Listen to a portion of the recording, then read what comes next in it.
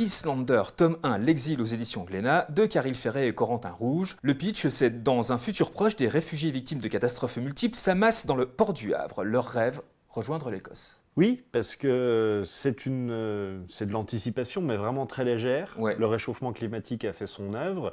Comme actuellement les réfugiés climatiques viennent du sud de la Méditerranée pour fuir les grandes chaleurs et autre chose, et remontent vers le nord pour que ce soit plus vivable, et bien là, c'est le nord de l'Europe qui remonte encore pour aller en Écosse ou en Islande, d'où le Islander du titre. Ouais. Caril Ferret signe un scénario inédit, parce que lui est romancier, il a déjà fait Zulu, qui a été adapté au cinéma, et avec Corentin Rouge, il y a quelques années, ils avaient sorti Sangoma, un très bon polar qui se passait en Afrique du Sud, sur fond d'apartheid et de racisme.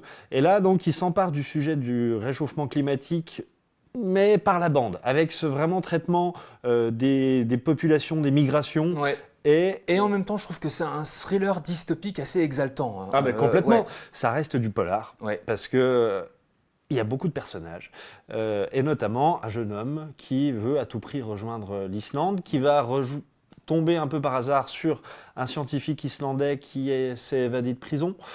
Qu'est-ce qu'il veut rejoindre l'Islande pour mener à bien son projet qui est encore pour le moment mystérieux, parce que Islander, ce sera en 3 tomes, malgré la grosse pagination. Hein, c'est vraiment un album qui fait 150 pages, donc c'est copieux, c'est roboratif.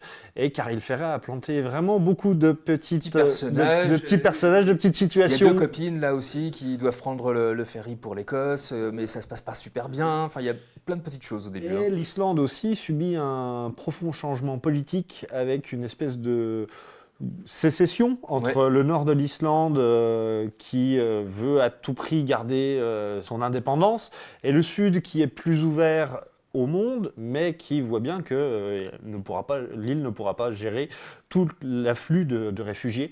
Et donc là, c'est vraiment une réflexion politique au sens vraiment noble du terme sur que faire face à un changement inéluctable et comment anticiper et faire en sorte que les populations vivent le mieux. Alors, les populations, est-ce qu'il faut d'abord se contenter de faire sa propre population en tant que pays ?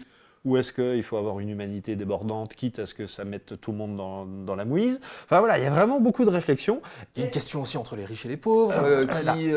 C'est vraiment un récit choral, très ambitieux, vraiment bien écrit. Ferret a vraiment bien campé ses personnages.